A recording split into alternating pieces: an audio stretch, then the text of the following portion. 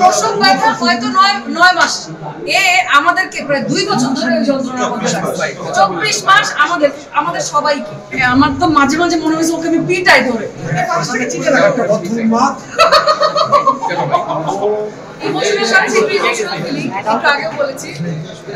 খুবই ভালো লাগছে। সিনেমা রিলিজ হওয়া একটা সন্তান প্রসবের মতো, প্রসব করার পরে বাচ্চার চেহারা দেখার মতো ভালো, অনেক মজা। আমার ডিরেক্টরের চোখে পানি চলে আসছে। জার্নিটা খুব বেশি সহজ ছিল না, একটু আগেও বলছিলাম বেশ কঠিন জার্নি। তবে এই পুরো জার্নিটাতে আমার মনে হয় সবাইকে, মানে জার্নি আমরা করতে না চাইলেও ওনাকে জার্নি করতেই হবে, এটা হচ্ছে এই লোক।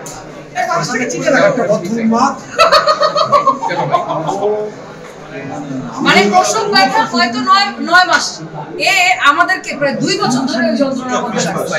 24 মাস আমাদের সবাইকে, প্রত্যেকটা আর্টিস্টকে, প্রত্যেকটা গ্রুপকে। ওর নাম হচ্ছে Boyati. Double million offer, Walton fridge কিনে পেতে পারেন 20 লক্ষ টাকা, রয়েছে কোটি কোটি টাকার নিশ্চিত উপহার। ওর আসলে গান গাওয়ার কথা,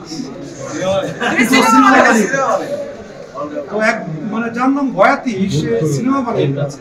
তো এখন তো মানে আমার কাছে মনে হয় যে দর্শক আপনাদের প্রত্যেকেরই উচিত একজন বয়াতি কিভাবে সিনেমা বানালো এবং কেমন সিনেমা বানালো।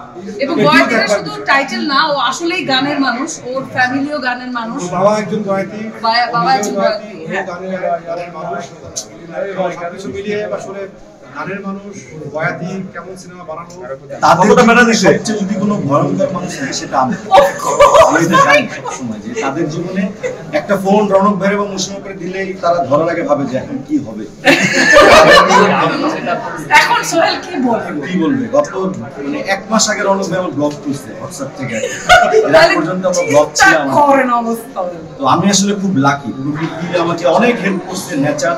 এবং আমি সবচেয়ে বেশি লাকি এই কারণে আমার আশেপাশে যে মানুষজনগুলো ছিল এরা সবসময় আমার কাছে আমাকে দেখায় যে আমার ভালোবাসে না, অনেক আমার উপর অনেক বিরক্ত, কিন্তু মনে মনে তাদের সবারই আমার প্রতি একটা ভালোবাসা আছে এবং সেটার কারণে আজকে এই সিনেমাটা হল পর্যন্ত যাচ্ছে। বিরক্ত মানে বিরক্তর চূড়ান্ত, মানে আমার তো মাঝে মাঝে মনে হয়েছে ওকে আমি পিটাই ধরে। কিন্তু মানে থাকে না, আমি ওর সিনেমাটা নিয়ে এক জায়গায় একজনকে বলছিলাম যে সিনেমার একটা পর্যায়ে যে আমার এরকম সিচুয়েশন ছিল যে আমি করবো না সিনেমাটা, আমি চলে যাবো, থাকবোই না আমি এখানে। হ্যাঁ, কিন্তু কেন জানি না থেকে গেলাম। এভরি টাইম আমার রাগ হয়েছে, মেজাজ খারাপ হয়েছে, বিরক্ত হয়েছে, কেন জানি আবার। এবং ও তো থামে না, ও যখন ফোন করে তখন ও কনস্ট্যান্টলি ফোন করতেই থাকে। কতক্ষণ আমি ধরবো, তারপর ধরতে হয়। হ্যাঁ, বয়াতি বলে আপু এইটা। এমনও হয়েছে যে কত রাত 2টা, 3টা, 4টা, 6টা, মানে each and every detail update সবকিছু ওর দিত। মানে এটা ওর দরকার ছিল না। আমি ওর আর্টিস্ট, আমি অ্যাক্টিং করছি, তারপর যে ডাবিং করছি, সিনেমা টেকনিক্যাল সব যাবতীয় ইস্যুস শেষ, সবকিছু আপডেটেড আমাকে জানানোর কোনো প্রয়োজন নেই। কিন্তু ও প্রত্যেকটা আপডেট আমাকে জানিয়ে এই ছবির সাথে আমাকে ইমোশনালি এক ধরনের কানেক্টেড করে ফেলছে।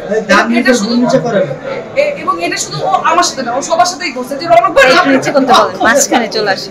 আর আরো কিছু মানুষের কথা